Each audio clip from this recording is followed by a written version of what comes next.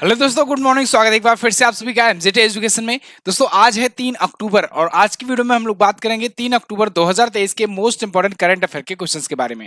पूरी वीडियो ध्यान से देखिएगा, पूरी वीडियो डिटेल में आपको समझाई गई है। अगर वीडियो पसंद आए तो वीडियो को लाइक, शेयर और चैनल को सब्सक्राइब जरूर करना।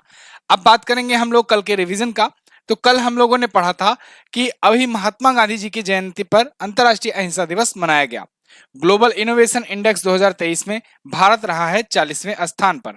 इसके अलावा अभी हाल ही में गूगल कंपनी ने दोस्तों भारत में भूकंप के लिए भूकंप चेतावनी प्रणाली शुरू करी हुई है। और अभी दिल्ली जयपुर हाईवे को इलेक्ट्रिक हाईवे लेन बनाए जाने की घोषणा हुई है। यहाँ पर बनाया जाएगा देश का पहला। इसके अलावा दोस्तों डॉक्टर दिनेश दास जो हैं ये संघ लोक सेवा आयोग के सदस्य के रूप में शपथ ग्रहण किए हैं। 28 सितंबर को अभी विश्व समुद्री दिवस मनाया गया। ये लास्ट गुरुवार को मनाया जाता है सितंबर महीने के। और एशियन पेंट के सह संस्थापक रहे अश्वनी दानी का निधन हो गया है। सीबीडीटी के अध्यक्ष के रूप में नितिन गुप्ता का कार्यकाल 1 वर्ष के लिए बढ़ा दिया गया है। इसके अलावा 1 अक्टूबर 2023 से सरकार ने सट्टेबाजी, ऑनलाइन गेमिंग और घुड़दौड़ लॉटरी पर 28% जीएसटी लागू कर दिया है। ये कल हम लोगों ने पढ़े थे टॉप 9 क्वेश्चंस, जिनका हम लोगों ने कर लिया है रिवीजन। अब बात करेंगे आज की करंट अफेयर की। तो आज का जो पहला क्वेश्चन है वो है कि हाल ही में लचीली शहर अर्थव्यवस्थाएं, ये थीम है। इस थीम के साथ विश्व आवास दिवस मनाया गया है। आपको बताना है कब मनाया गया। तो ये दिवस दोस्तों मनाया जाता है अक्टूबर महीने के फर्स्ट मंडे को। अब चूंकि अक्टूबर महीने का फर्स्ट मंडे इस बार पड़ा था 2 अक्टूबर को, तो इसलिए 2 अक्टूबर को अभी ये मनाया गया वर्ल्ड हैबिटेट डे। तो यहां पर आप लिखोगे फर्स्ट मंडे ऑफ अक्टूबर। ठीक है, अक्टूबर महीने के प्रत्येक फर्स्ट सोमवार को मनाया जाता है। तो इस बार 2 अक्टूबर को पड़ा, कोई जरूरी नहीं है हर साल 2 अक्टूबर को पड़े, तो इसलिए इस बार मनाया गया है 2 अक्टूबर का। अच्छा, इसकी थीम क्या रखी गई है? Resilient urban economy cities as drivers of growth and recovery. ये है इस बार की थीम वर्ल्ड हैबिटेट डे की। तो यूएन हैबिटेट के द्वारा ये मनाया जाता है और अक्टूबर के पहले सोमवार को मनाया जाता है। आवास दिवस या कहें पर्यावास दिवस, आवास के प्रति अवेयरनेस फैलाने के लिए। इसकी घोषणा दोस्तों 1985 में यूएन ने करी हुई थी। इस बार का मेजबान देश अजरबैजान को चुना गया है। ये बात याद रखिएगा, यहां से ये पॉइंट बन सकता है आपके लिए क्वेश्चन। अच्छा, ये अक्टूबर महीने का दिवस है। अक्टूबर महीने में और कौन कौन से महत्वपूर्ण दिवस अभी तक आए हैं? तो एक तो मैंने आपको बताया था 1 अक्टूबर को मनाया गया अंतर्राष्ट्रीय वृद्धजन दिवस। इसके अलावा 2 अक्टूबर को अंतर्राष्ट्रीय अहिंसा दिवस हम लोगों ने महात्मा गांधी जी की जयंती के पर मनाया। और विश्व आवास या कहें वर्ल्ड हैबिटेट डे अभी 2 अक्टूबर को मनाया फर्स्ट मंडे को। क्लियर? अगला, मालदीव के नए राष्ट्रपति कौन बने? तो दोस्तों मालदीव में अभी प्रेसिडेंट का चुनाव हुआ और इस बार इंडिया के लिए एक दुखद खबर रही। इंडिया के लिए ये मैं क्यों कह रहा हूं?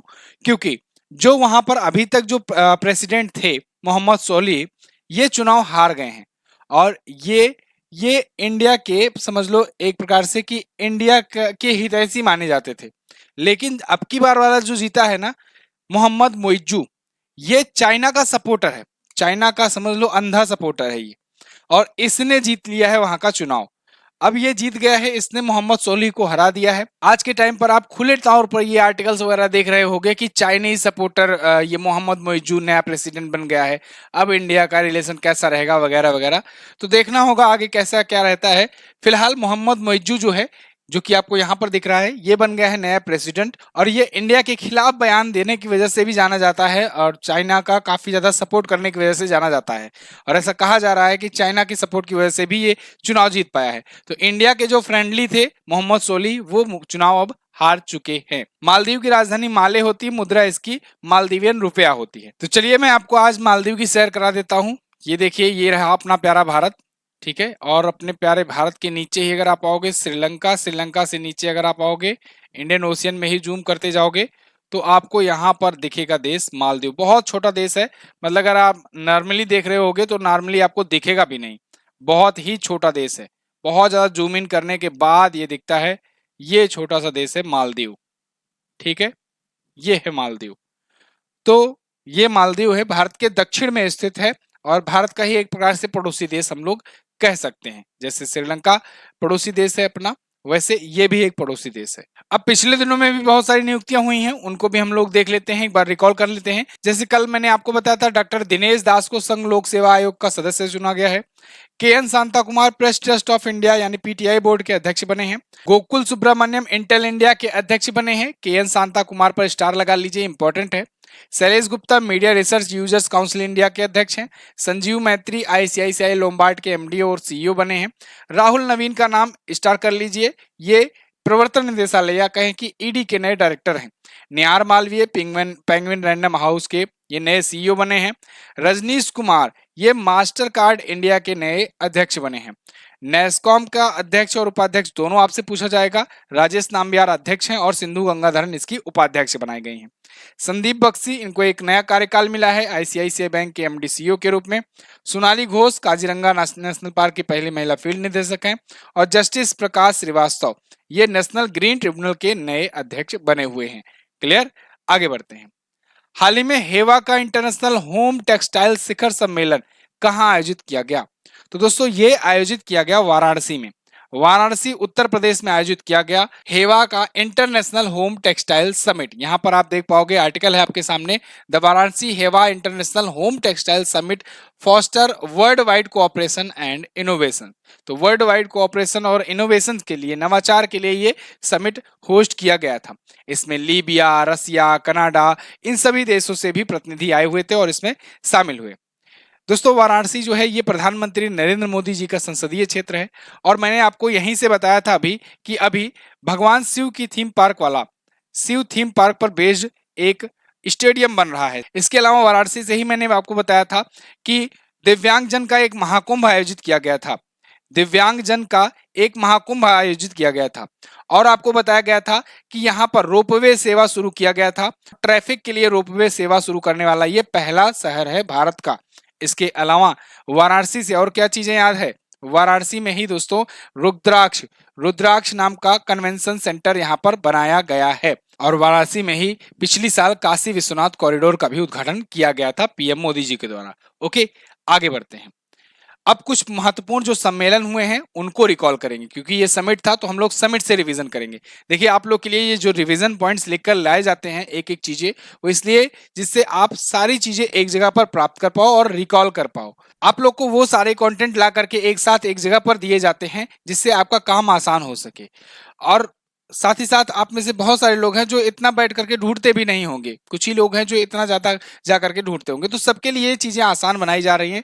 तो आप लोग वीडियो को लाइक और शेयर कर दिया करो। आप लोगों से सिर्फ एक ही रिक्वेस्ट रहती है मेरी कि वीडियो को लाइक और शेयर जरूर कर दिया करो। तो अगर आपको ऐसा लगता है कि आपके लिए यहाँ पर कंटेंट अच्छे तरीके से दिया जा रहा है तो आप इसको सपोर्ट करो, थोड़ा सा वीडियो को लाइक और शेयर कर दिया करो। और जितने लोग वीडियो देख रहे हैं, चैनल को अगर सब्सक्राइब नहीं किए हैं तो चैनल को सब्सक्राइब जरूर कर लें। चलिए, तो हेवा का इंटरनेशनल होम टेक्सटाइल शिखर सम्मेलन वाराणसी में हुआ। प्रौद्योगिकी एवं भारतीय भाषा का शिखर सम्मेलन नई दिल्ली में हुआ। 13वां हिंद प्रशांत सेना प्रमुखों का सम्मेलन भी नई दिल्ली में हुआ। और अभी पहला वैश्विक हल्दी सम्मेलन दोस्तों इंपॉर्टेंट है, याद रखिए, ये मुंबई में हुआ है। अंतर्राष्ट्रीय वकील सम्मेलन ये भी नई दिल्ली में हुआ। 43वां आसियान शिखर सम्मेलन ये जकार्ता में हुआ है। इसके अलावा देखिए आसान समिट जो होता है ये पूछा जाता है, ब्रिक्स समिट भी पूछा जाता है। ब्रिक्स समिट जो है ये जोहान्सबर्ग दक्षिण अफ्रीका में हुआ है इस बार। अंतर्राष्ट्रीय एमएसएमई एक्सपो और सम्मेलन दोस्तों ये नई दिल्ली में हुआ। और अंतर्राष्ट्रीय शिक्षा शिखर सम्मेलन ये भी इंपॉर्टेंट है, ये दुबई में हुआ है। 5वीं विश्व कॉफी समिट ये बेंगलुरु में हुई है। हेली शिखर सम्मेलन ये खजुराहो मध्य प्रदेश में हुआ है। और G20 का शिखर सम्मेलन आप सब जानते हो भारत मंडपम में हुआ नई दिल्ली में। इसके अलावा आप G7 जो समिट है उसको याद रखना, ये कहां पर हुआ? जापान के हिरोशिमा में ये आयोजित हुआ। इसके अलावा कॉप 28 ये दोस्तों अगले महीने ये चर्चे में रहने वाला है। कॉप 28 जो है ये यूएई के दुबई में होगा, ये बात ध्यान रखना, अगले महीने से होगा। ठीक है, तो इतने महत्वपूर्ण समिट को आप लोग रट डालो, बहुत ही इंपॉर्टेंट है।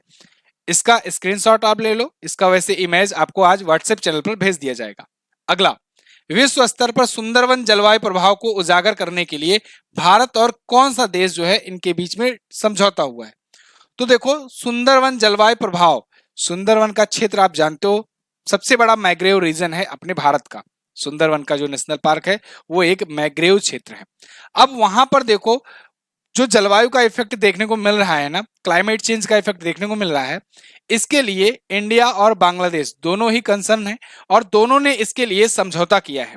क्योंकि भाई बांग्लादेश और इंडिया दोनों के बॉर्डर पर ही पड़ता है। आधा सुंदरवन समझ लो कि बांग्लादेश में पड़ता है अपने सुंदरवन का डेल्टा। तो यहां पर इन दोनों ने समझौता किया है आपस में। इस डील के बाद, ये डील इसलिए किया गया है जिससे ये दोनों लोग मिल करके बात ये उठा पाए वैश्विक मंच पर। जैसे जैसे कि मैंने अभी आपको बताया कि COP28 की बैठक होनी है। COP28 की बैठक होनी है अगले महीने, इसकी समिट होनी है। कहां पर होगा? यूनाइटेड अरब अमीरात में होगा। अब COP28 क्या है? ये कॉन्फ्रेंस ऑफ पार्टीज है। इसी के लिए जो क्लाइमेट चेंजेस वगैरह होते हैं, पर्यावरण होते हैं, तो संयुक्त राष्ट्र का एक ऐसा मंच है जहां पर सभी देश इकट्ठा होते हैं और पर्यावरण को लेकर के वहां पर डिस्कशन होता है कि आगे क्या रणनीति निर्धारित की जाएगी। तो अब इसी मंच पर ये दोनों देश अगर मिल करके बात उठाएंगे तो बात ऑब्वियस सी बात है थोड़ा जोर पकड़ेगी और इसका कुछ ना कुछ उपाय निकालने की कोशिश करेंगे। तो सुंदरवन के क्षेत्र में जो जलवायु का इफेक्ट देखने को मिल रहा है, इसको दुनिया भर में या कहें ग्लोबल इश्यू के रूप में उठाने के लिए भारत और बांग्लादेश साथ आए हुए हैं। अभी कोलकाता में इस पर जाकर के डिस्कशन हुआ है। तो कॉन्फ्रेंस ऑफ पार्टीज का दोस्तों 30 नवंबर से 12 दिसंबर तक चलने वाला है समिट या मीटिंग कहें। ये COP28 का शिखर सम्मेलन होगा। COP27 की अगर बात करें, COP27 की, तो COP27 दोस्तों ये मिस्र में हुआ था, इजिप्ट में हुआ था, याद होगा ना आपको। COP28 जो है ये दुबई में होगा। ये इस बार का 28वां संस्करण होगा। क्लियर? आगे बढ़ते हैं।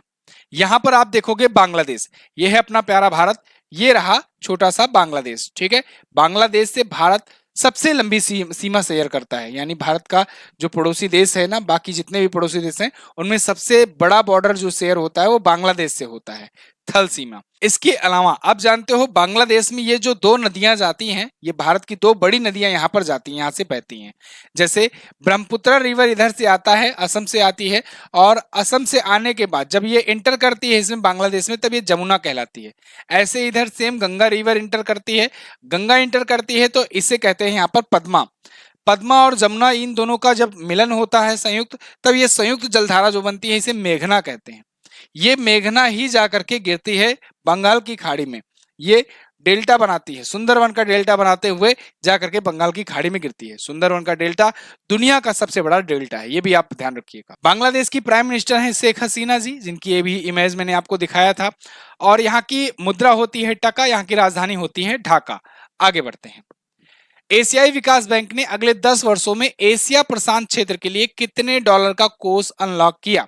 तो दोस्तों एशियन डेवलपमेंट बैंक या कहें जिसे शॉर्ट फॉर्म में एडीबी, एडीबी ने अनाउंस किया है कि अगले 10 सालों के लिए वो एशिया पैसिफिक रीजन में यानी एशिया प्रशांत क्षेत्र में खर्च करने के लिए 100 बिलियन डॉलर का कोष रख रहा है। यानी आने वाले 10 सालों में वो 100 बिलियन डॉलर खर्च करेगा। यहाँ पर जो बहुत प्रकार की आवश्यकताएं आती हैं, कभी किसी को लोन लेना होता है, कभी किसी को कोई सुधार करने होते हैं, कोई किसी की जीडीपी डाउन जा रही होती है, किसी को लोन हैवी मात्रा में चाहिए, या फिर कहीं पर ट्रांसपोर्ट सिस्टम, रोड सिस्टम, या फिर कोई भी मतलब विकासशील कराना होता है काम, तो एडीबी के पास जाते हैं लोग उधार लेने। तो एशिया पैसिफिक रीजन में जो भी ऐसा डेवलपमेंट होगा आने वाले टाइम पर अगले 10 सालों में, तो इसके लिए यहाँ पर फंड बचा करके रख रहा है 100 बिलियन डॉलर।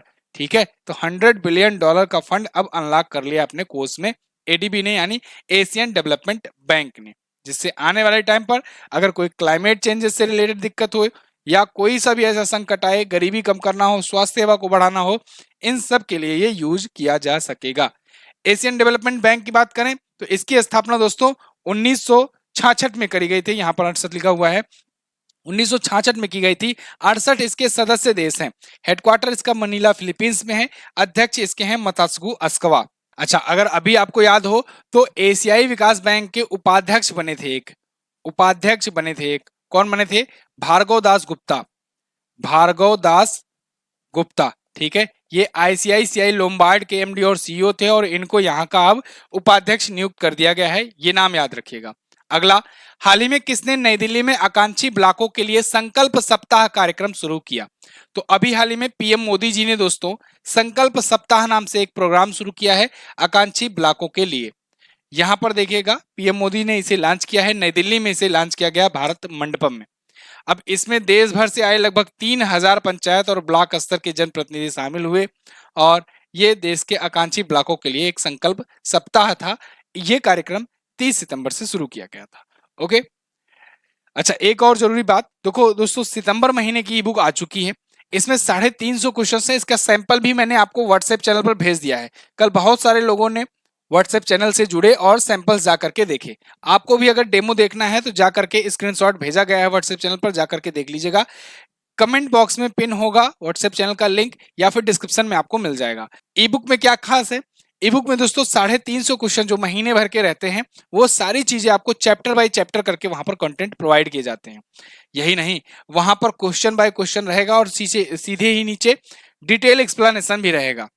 तो पढ़ने का एक्सपीरियंस एक काफी ज्यादा अनुभव अच्छा हो जाता है। पिछले 4 साल से मैं ई बुक लॉन्च कर रहा हूं, तो और लॉन्च करते करते लगातार सुधार करते करते इस लेवल पर ई बुक का पहुंच गया है कि आप अगर देखोगे पढ़ोगे तो आपको काफी ज्यादा अच्छा लगेगा। आपको पढ़ने में कैसी चीजें आपको दिमाग में बैठानी है, कैसे चीजें किस प्रकार से सीरियल वाइज रखना है, ये सारी चीजें यहाँ पर की गई हैं, जिससे आप पढ़ते ही पढ़ते सारी चीजों को याद कर पाओगे। और आप प्रिंट आउट निकलवाना चाहते हो तो प्रिंट आउट भी आप निकलवा सकते हो, A4 साइज में है। बहुत सारे स्टूडेंट जो है निकलवा करके पढ़ते हैं। आपको एमजेटी ऐप से भी अगर लेना है तो वहां से भी जाकर ले सकते हो।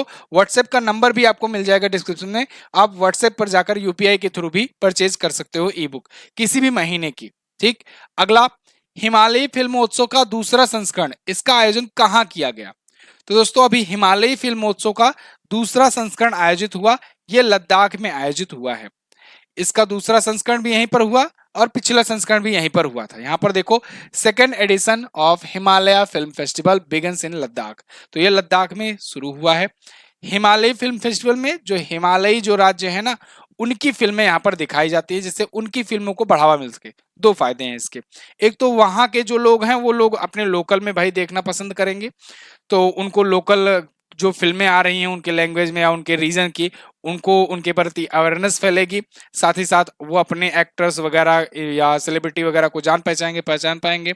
साथ ही साथ ऐसे फिल्म फेस्टिवल आयोजन कराने से वहां के जो एक्टर हैं, वहां के जो एक्ट्रेसेस हैं, उनको थोड़ा सा प्रोत्साहन मिल पाएगा। ठीक है, ऐसे फिल्म फेस्टिवल्स होंगे, अवार्ड्स दिए जाएंगे, तो थोड़ा सा उनका मोटिवेशन बढ़ेगा। इसीलिए ये आयोजित किया जाता है। इस बार दूसरा संस्करण था और इसको भी लद्दाख में ही आयोजित किया गया, जैसे पिछला वाला लद्दाख में हुआ था। पिछला वाला 2021 में हुआ था, ये भी लद्दाख में हुआ था। लद्दाख के वर्तमान टाइम पर दोस्तों लेफ्टिनेंट गवर्नर है BD मिश्रा जी। आगे बढ़ते हैं। हाल ही में किस राज्य सरकार ने जातिगत आधारित जनगणना जारी की? ये बहुत ही मोस्ट इंपॉर्टेंट क्वेश्चन है। देखो दोस्तों, अभी बिहार सरकार ने ना, बिहार गवर्नमेंट ने अभी जातिगत आधारित जनगणना जारी की है। तो यहां पर बी ऑप्शन आपका करेक्ट हो जाएगा।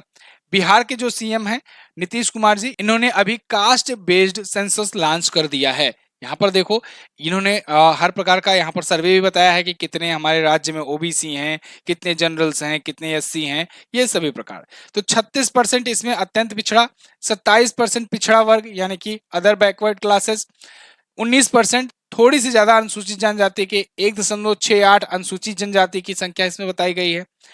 लास्ट बार अगर बात करें देश भर में, पूरा देश भर में अगर बताएं जातिगत जनगणना कब की गई थी, तो 1931 में की गई थी, जातिगत आधारित।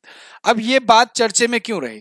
क्योंकि दोस्तों विपक्ष लगातार मुद्दा उठा रहा है कि इस बार की जो सेंसस हो वो जातिगत आधारित भी जारी की जाए, यानी जाति आधारित भी जनगणना जारी की जाए। अब इसमें पार्टियों का फायदा क्या है?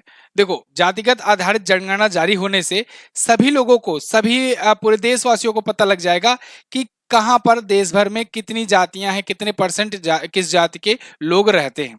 अब इससे टारगेट करना बड़ा आसान हो जाएगा। भाई चुनाव लड़ने जा रहे हैं, वो टारगेट कर पाएंगे अच्छे से। वैसे भी आप जानते हो हमारे इंडिया के चुनाव में जाति बहुत ज्यादा मैटर करती है और बहुत ज्यादा रोल अदा करती है। अब विपक्ष ही इसका डिमांड क्यों उठा रहा है, सत्ता पक्ष क्यों नहीं? क्योंकि देखो, अल्टीमेटली जो डाटा होता है वो सत्ता के पास रहता है। जो भी सत्ता में रहता है वो डाटा का इस्तेमाल करता है।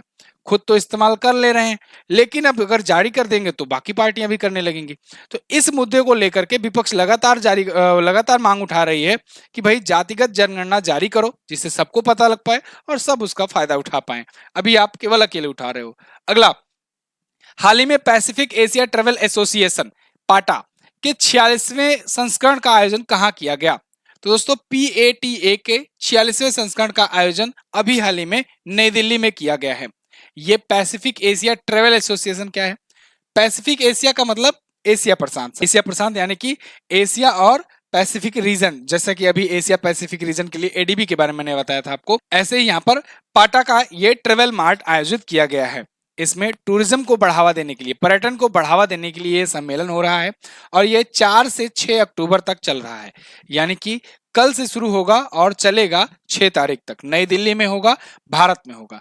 पर्यटन को बढ़ावा देना और इंडो पैसिफिक रीजन में और क्या क्या पर्यटन से रिलेटेड जो एक प्रकार से कहें कि कोऑपरेशन हो सकते हैं या कहें क्या क्या सहूलतियां बरती जा सकती है जिससे पर्यटन को बढ़ावा मिले, इन सब पर यहाँ पर बातचीत चलेगी।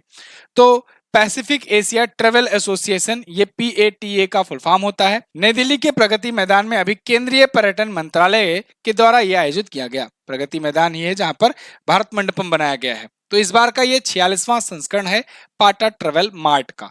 ओके, अच्छा, अभी ये ट्रेवल की बात आई है तो अभी 27 सितंबर आया था। 27 सितंबर को हम लोगों ने क्या मनाया? विश्व पर्यटन दिवस मनाया है।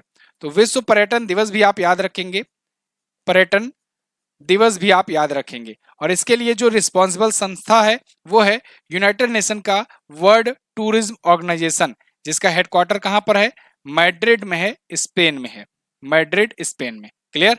आगे देखते हैं केंद्र सरकार की प्रमुख योजनाएं जो हैं, इनको थोड़ा सा रिकॉल कर लेते हैं आज। तो दोस्तों, अभी केंद्र सरकार ने क्षमता निर्माण योजना शुरू की थी सरकारी कर्मचारियों के लिए, और अमृत भारत स्टेशन योजना 1309 स्टेशनों का आधुनिकीकरण के लिए शुरू किया गया। पीएम श्री योजना 6207 स्कूलों के लिए शुरू किया गया।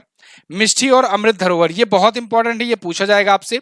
मिष्टी और अमृत धरोहर योजना, ये आर्द्र भूमि जो है, जो वेटलैंड्स हैं और जो मैग्रेव रीजन है, इनको पुनर्जीवित करने के लिए शुरू किया गया है। अव्यय योजना शुरू किया गया था, अटल वयो अभ्युदय योजना या कहें अव्यय योजना, ये बुजुर्गों को सशक्त बनाने के लिए था। विवाद से विश्वास योजना, MSME की जब्त करी राशि को वापस करने के लिए। पोषण भी, पढ़ाई भी, ये प्रारंभिक बचपन देखभाल के लिए। और पीएम विश्वकर्मा योजना बहुत इंपॉर्टेंट है, इसको याद रखना। ये अभी कारीगरों और शिल्पकारों को आर्थिक सहायता देने के लिए शुरू किया था। और पीएम किसान योजना के लिए भी एक AI चैटबॉट भी लॉन्च किया गया है। ये केंद्र सरकार की योजनाएं रही जो चर्चे में रही पिछले दिनों में, इनको आप याद किए। आगे, हाल ही में टाटा एडवांस सिस्टम का नया चेयरमैन किसे नियुक्त किया गया? तो टाटा एडवांस सिस्टम्स के नए चेयरमैन दोस्तों बन गए हैं बनमाली अग्रवाल। बनमाली अग्रवाल यहां पर आपको दिख रहे हैं, ये टाटा एडवांस सिस्टम के चेयरमैन होंगे। टाटा एडवांस सिस्टम्स क्या है? ये भी टाटा सन्स की ही एक कंपनी है, समझो। टाटा सन्स के अंतर्गत बहुत सारी कंपनियां इसकी आती हैं, इसकी सहायक कंपनियां आती हैं, उनमें से एक है टाटा एडवांस सिस्टम। ये क्या करता है? इसमें दोस्तों एविएशन से रिलेटेड, डिफेंस से रिलेटेड ये सारी चीजें बनाते हैं। आप सुने होंगे कि टाटा जो है, टाटा ग्रुप, ये इंडिया में डिफेंस सेक्टर के लिए बहुत सारी चीजें बना रहा है, बहुत सारे ट्रक्स बना रहा है, बख्तर गाड़ियां बना रहा है, और अक्सर बहुत सारे इक्विपमेंट बनाने में ये हेल्प किया करता है। तो ये वही कंपनी है टाटा एडवांस सिस्टम, जिसके अब चेयरमैन बन गए हैं बनमाली अग्रवाल। ये किसकी जगह पर आए हैं? विजय सिंह की जगह पर आए हुए हैं। क्लियर? तो ये थे दोस्तों टॉप 10 करंट अफेयर के क्वेश्चन। अच्छा, कल दोस्तों महात्मा गांधी जी की जयंती पर मैंने आपको गांधी युग नाम से एक वीडियो दी थी, आप वो वीडियो जरूर देखिएगा। अगर आप किसी भी एग्जाम की तैयारी कर रहे हो तो बहुत अच्छे से आधुनिक भारत को रिलेट कर पाओगे उस वीडियो से। उस वीडियो का 2 पार्ट आएगा, पहला पार्ट कल मैंने रिलीज किया है, आप जाकर के देखोगे, आपको बहुत सारी चीजें, घटनाएं बिल्कुल सिस्टमेटिक ढंग से और उसके पीछे कारण क्या था वो सारी चीजें डीप रिसर्च के साथ बताई गई हैं। तो आप कल की वीडियो गांधी युग की जरूर देखिएगा, अगर आपने नहीं देखा है तो। डिस्क्रिप्शन में भी मैं लिंक छोड़ दूंगा, कमेंट बॉक्स में भी पिन कर दूंगा। इसके अलावा पार्ट 2 का भी इंतजार कीजिएगा, आपका बहुत अच्छे से सब तैयार हो जाएगा। MJT व्हाट्सएप चैनल भी ज्वाइन कीजिए, MJT एजुकेशन का, यहाँ पर भी बहुत सारी इन्फॉर्मेशन आपको भेज जाती रहती है। टेलीग्राम ग्रुप भी ज्वाइन कर लीजिए, इस पर भी जो 15 क्लासेस अभी हुई थी सबकी PDF अभी भेज दी गई है, जो लाइव क्लासेस अभी हुई थी लगातार। कल का मैंने क्वेश्चन पूछा था आपसे कि किसकी जयंती पर 22 दिसंबर को राष्ट्रीय गणित दिवस मनाया जाता है? तो श्रीनिवास रामानुजन जी की जयंती पर मनाते हैं हम लोग। राष्ट्रीय सेवा योजना का आदर्श वाक्य है स्वयं से पहले आप। आज आपको क्या बताना है कि प्रसिद्ध नारा जय जवान जय किसान किसने दिया था? इसके अलावा अंतरराष्ट्रीय अनुवाद दिवस ये कब मनाया गया? दोनों ही क्वेश्चंस के बारे में जो भी पता हो डिटेल में जरूर आंसर करने का प्रयास करना। वीडियो कैसी लगी है मुझे कमेंट करके बताइए। अगर अच्छी लगी है तो वीडियो को लाइक कीजिए, शेयर कीजिए, और चैनल पर अगर नए आए हो तो चैनल को सब्सक्राइब भी कर लेना। Thank you so much for watching. मिलेंगे अगली क्लास में, तब तक के लिए नमस्कार, जय हिंद, वंदे मातरम।